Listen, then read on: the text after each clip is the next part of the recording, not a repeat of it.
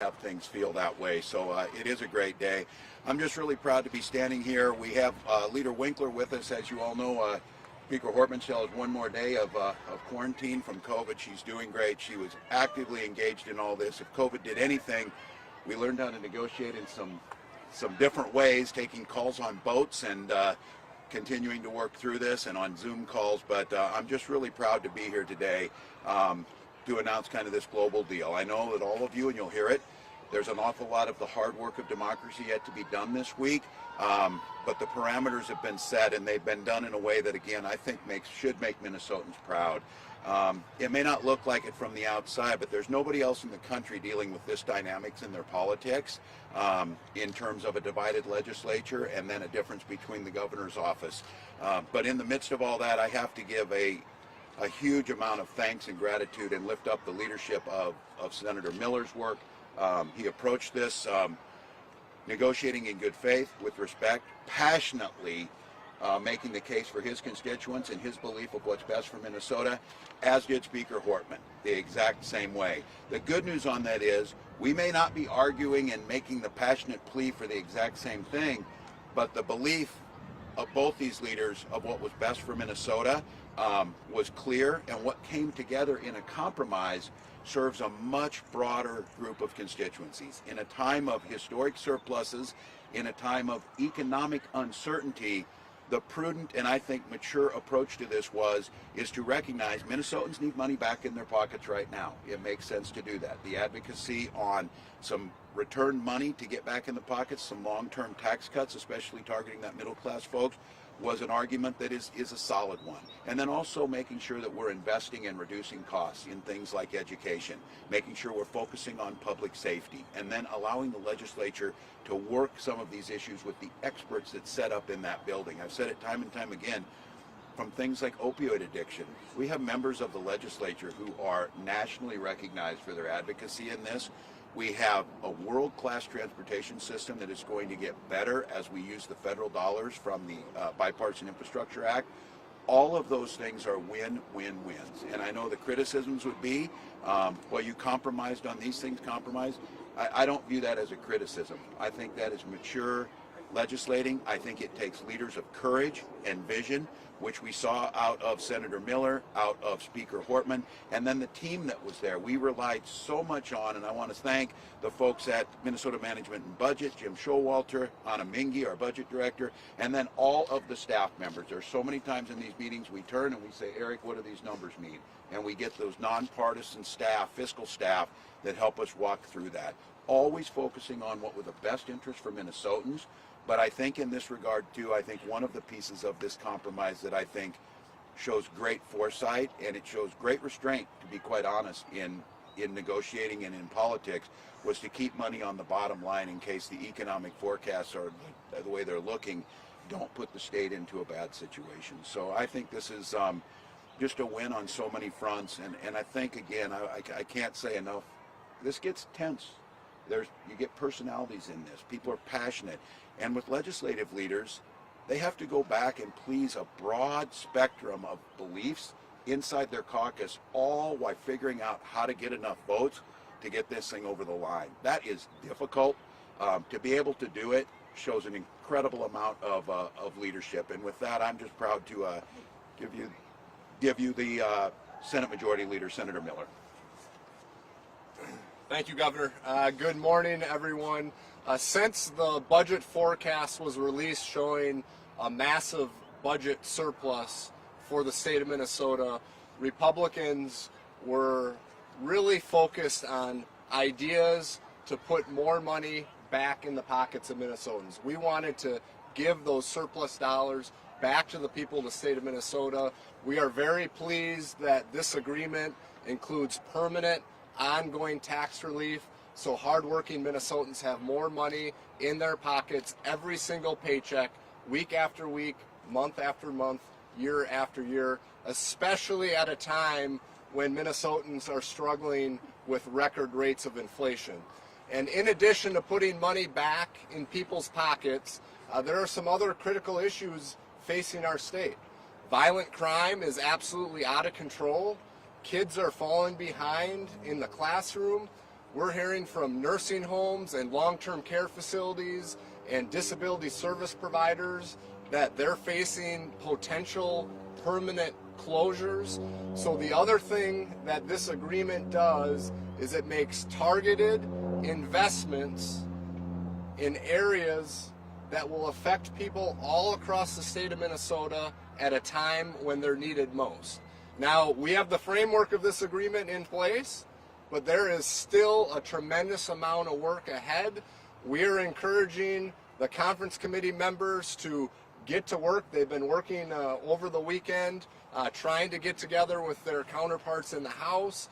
My message to them, my message to the conference committee members is focus on areas of agreement. There is not much time to get this done before the end of session. Some of these larger bills need to be agreed to and wrapped up probably by Wednesday at the latest.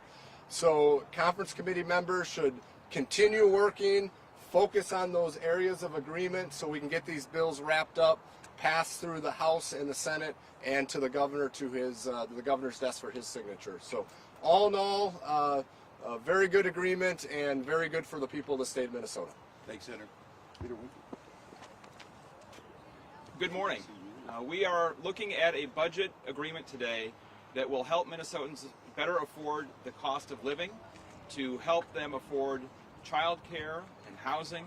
We are looking at a budget agreement that will help Minnesotans recover from two of the toughest years in our state's history. House Democrats from the very beginning have been focused on making sure that all Minnesotans have a safe community where they can thrive and be successful, and the investments contained in this budget agreement will make a big difference in the lives of millions of people. We know it's not enough. We know that we have a continuing need to support families through paid family and medical leave and earned sick and safe time.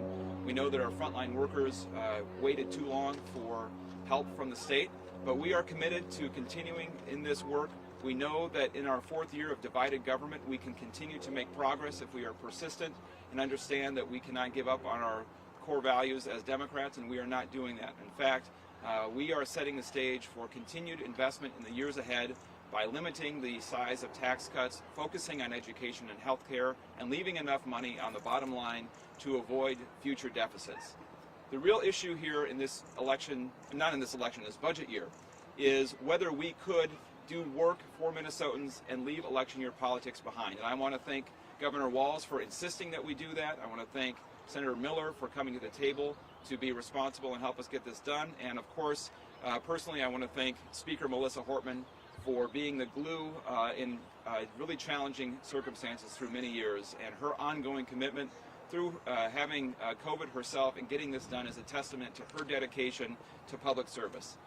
We do all agree that the welfare, livelihoods, and health and safety of Minnesotans is our top priority, and this budget agreement represents a compromise that allows us to move forward. Thank you. Well, thank you, Leader. We've been joined by Lieutenant Governor, I would have to say, our lead on children and family issues, and we're proud of this budget. Again, you hear the wide spectrum of needs that'll be serviced and beliefs amongst these caucuses of what they got out of this. I think that's really good. I also would note the Lieutenant Governor is here to be an eyewitness to my fish story if it's asked about, so thank you for that. I'm grateful. I got you. So please, any questions of any Governor, leaders? and leaders, what's the composition of the permanent tax cuts versus, I assume, targeted? Are you going to decrease the rate on the bottom bracket, or explain? Has that any of that been decided? So those details will be worked out in the conference committee. Republicans are focused on permanent ongoing tax relief, again, so people have more money in their pockets every single paycheck, week after week, month after month, year after year. The details, not only in the tax relief package, but in most of these packages, will continue to be worked out as the conference committee process plays out. Of the $4 billion, how much have you got for dollar amount? Have you got a dollar amount for permanent tax relief versus targeted? We have a pretty good dollar amount, but it's not finalized yet, so we'll let the conference committee work through those details. Is it half and half? Again, we'll let the conference committee work through those details. Is it on the direction from you guys? The direct payments? The Walz checks? Is there a direct Yeah. payment? Yeah, and I think you folks here, and this is the one to help convey this to the public, this is the system working right. These decisions were not made in a triumvirate behind closed doors. We had to set some parameters. We're not telling you that this isn't going to be hard this week. There's some hard decisions. I still feel very strongly that we need to have some one-time money right back in the buckets of folks right now. I agree with Senator Miller on this. I think there is a role for some permanent tax cuts, especially if they're targeted to families with children, and some of those things. I think there's a lot of things that have been put out there that make it pretty clear what we'd like to see. It's going to be tough work. It's going to be round the clock up here. They're going to have to reach some compromise, they being the conference committees, but we're leaving that open to them. I think the system works best if we do that, but I think many of you are anticipating some of the pitfalls here that could possibly be, but this is a big first step to get it to there to set those parameters. Checks you asked for, are they still in discussion or? Yes. Yes. No, they're still in discussion. And no dollar amount? To those at this point with the amount you have for tax cuts in general? So again, Republicans are focused on permanent ongoing tax relief. We know that's going to be a big part of the tax relief package.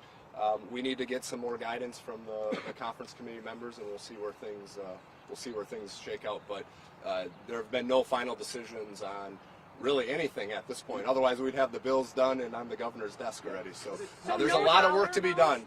There's a lot of work to be done this week. Do any of these buckets have dollar amounts? Is Yes. there a broad dollar? Okay, so the dollar amount to tax cuts, to nursing homes, to kids, to early child. Well, they're part of that. We have the framework in here. 1.6 billion in the first year, 2.4 in the second, for a total of 4. That's on the spending. That's the same number for the tax cuts and the money going back. Now, inside there again, there's a lot of work to be done. There were some parameters set on floors and ceilings, depending on which side you view on it, that's saying this is how much is going to be spent. $1 billion in education, a historic number, never been done before. Outside of a budget year, and it follows last year's historic number. They'll have to decide inside those parameters. That's where the real work's it is happening right now. For the test believability, that you guys send just a raw number out, that Senator Miller doesn't say, but Come here Monday. Huh? Come here next Monday. Well, yeah, I know, that's when Give them an opportunity, Peter. Well, you'll tell us, but why don't you tell us now that you've said there must be some checks, and you've said there must be I'll let these a guys. permanent tax rate cut, and you guys have said there must be some targeted stuff. You didn't just send a number. You didn't agree to just send a number. You must have agreed that end result must have everyone's. So here's what we did. I don't think anybody wants 3 or 4 people making these final decisions. We've heard that loud and clear. So we've set the framework with some high-level parameters for the conference committees. You have Republicans and Democrats on those conference committees from the House and the Senate.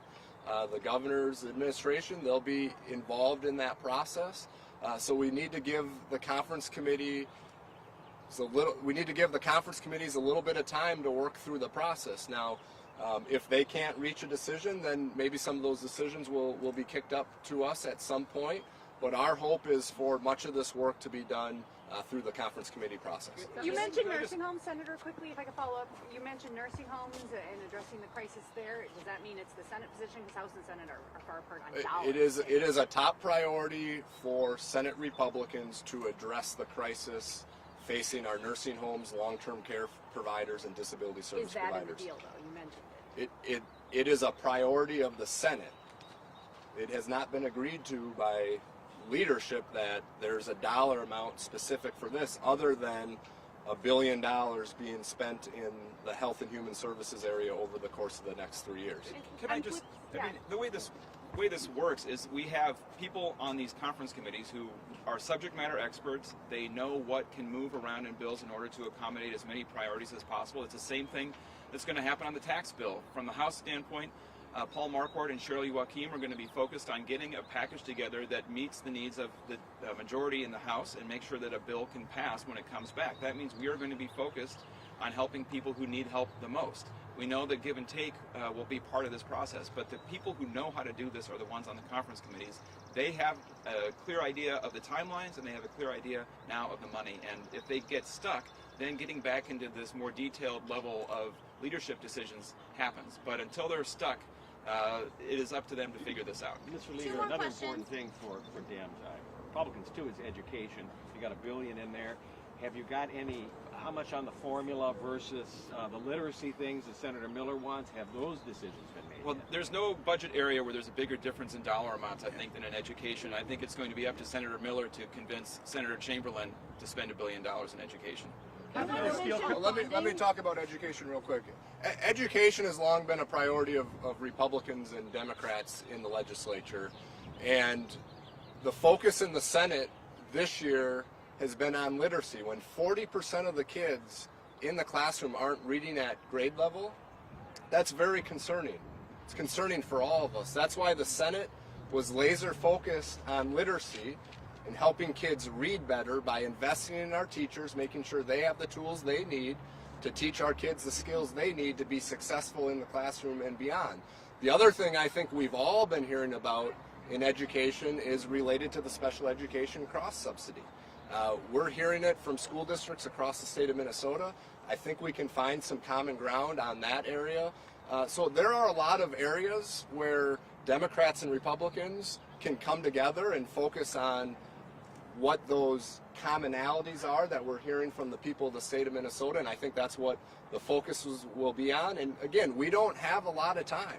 We have a few days to get this all wrapped up. So the conference committees are working through the process as we speak. As Leader Winkler said, the Democrats from the House are going to bring forward their priorities. The Republicans from the Senate are going to bring forward our priorities, and they're going to have to work together. And the governor's office. And the governor's office. And we're going to have to find areas of common ground and wrap these things up relatively quickly and move on. Mr. Leader, are you a deadline for wrapping up the conference committees? Have you told the negotiators how much time they have? It depends on the bill. We have an earlier need to get an HHS bill complete because it takes so much longer to draft and get it out. So we don't have a firm set of deadlines across the board, and we're working with the reviser. We'll be working with staff at the agencies and at the legislature to make sure we have enough time to process the bills. But I would expect in bigger issue areas like HHS that we really have to have something ready by tomorrow night or Wednesday morning to effectively have an opportunity to get it processed. Do you guys have buy-in from your caucuses on these plans? Are they generally okay with these broad numbers? I'm curious if you run this by them. I bet they're all thrilled. They're just super happy. And Yeah, well, I think we both had a chance to share this with our caucuses last night, and I think the sentiment from the House DFL is that we've accomplished more with Republicans in the Senate and with the governor on a budget deal than we expected to be able to do it by this point in time in the session. So I think this is a pretty significant breakthrough, and our members are appreciative that we're able to move this forward at this point in time. And I think everyone knew a compromise was going to be part of it. So when does this come together? You said that you presented it to your members last night. Did it come together yesterday then? I know most of you were tied up with other things on Saturday. Yeah, I would say actually the speaker and I had a final conversation. I would say probably Saturday evening is when things really came together. And to your question about sharing it with the caucus, so Republicans, our number one priority is working together to get good things done for the people of the state of Minnesota. We would have preferred to have seen more tax relief and less spending. But this is part of the compromise, and we feel that the targeted investments that are included in this agreement will make a significant impact on Minnesotans across the state, and we're looking forward to continuing to work through the process and sort of finalize the details on these bills as they get wrapped up in the coming days. if I could say one thing, and I know it's your job to be skeptical.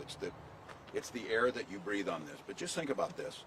2 weeks ago, I gave a State of the State address where I was absolutely convinced that this teamless leadership team could get together, and many were writing off that we would get a UI deal, that we would get an essential worker, that we would talk about how we deal with COVID, what about the veterans issues that we're laying out there, whatever.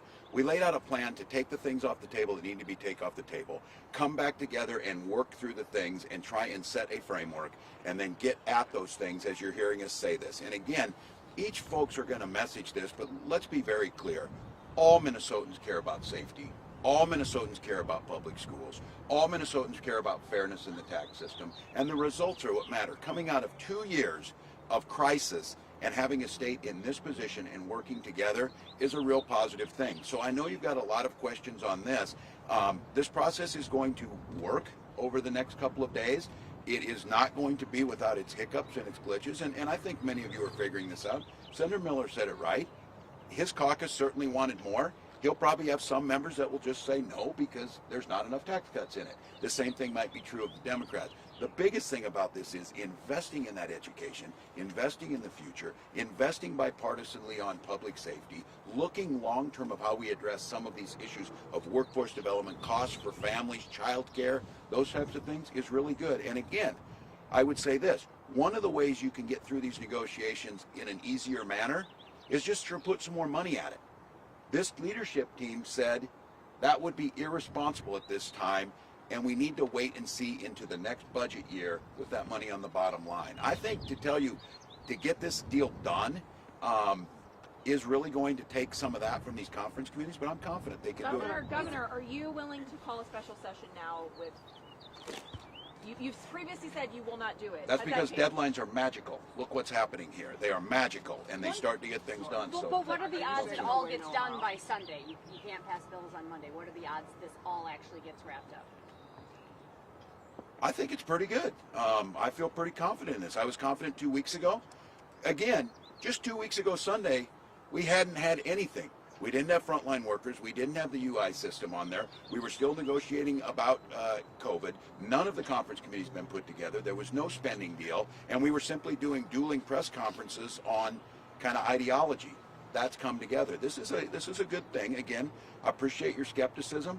I also think, and again, I'm going to say it, it should be acknowledged that all of the questions you're bringing up are absolutely true. That's what makes this so very difficult.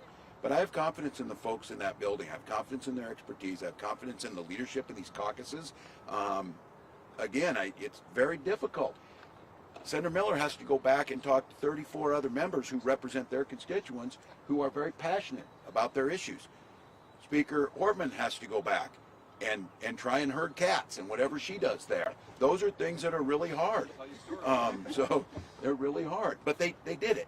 They did it. They got it at that point. So I would just leave you with, we'll be having, I'm sure, more of these as it goes, but the big framework was done. Again, this isn't happening anywhere else in any other state, this dynamic, against a backdrop of a lot of dysfunction, and we're really coming together. We're talking about investing in doing the co-pays for all of the federal money that will come over the next 5 to 7 years to the state of Minnesota in the largest single transportation investment in half a century, and we're talking about putting that in place so that we can start seeing. There's folks out there saying, this highway has been so dangerous, this rail crossing has been so awful, when are we ever going to get it done?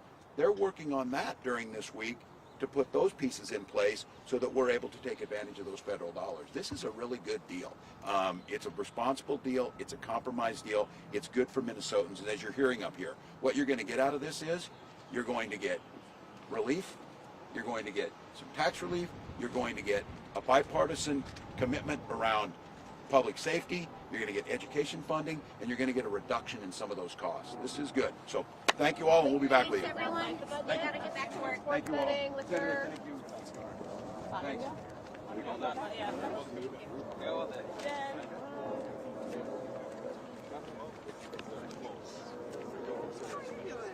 At this point in time, I'm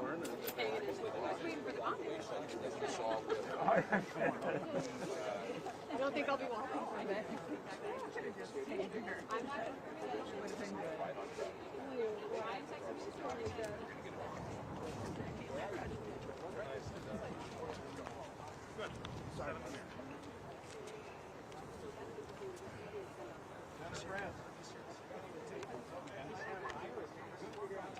Are you clear? Yeah, I'm sorry. Okay. No, I just didn't want to take this shot. You guys good? Well, I definitely was in the wrong position for the sun. Well, it's not, I mean, I should have looked at the sky before I got here. but there's a lot of turning this way. What? I'd say they turn your way quite a bit too. So I'm just saying, like, Yeah. on my zebras, like they were totally, in order to get them exposed on the dark side, they were totally blown out on the other I side. got it, yeah. Well, my question would have been, does the copay include the copay for the relief train? That's You want to take it? well, yeah, wasn't it not that? It's like it's already passed all the environmental hurdles. We just need, but I guess the one Senate bill. You want to be live out here? Prohibits Scott set up. on federal rail Oh, yes. So, like they're not only not wanting to pay for the copay, they're borrowing the MnDOT. I think Rachel's having her post game.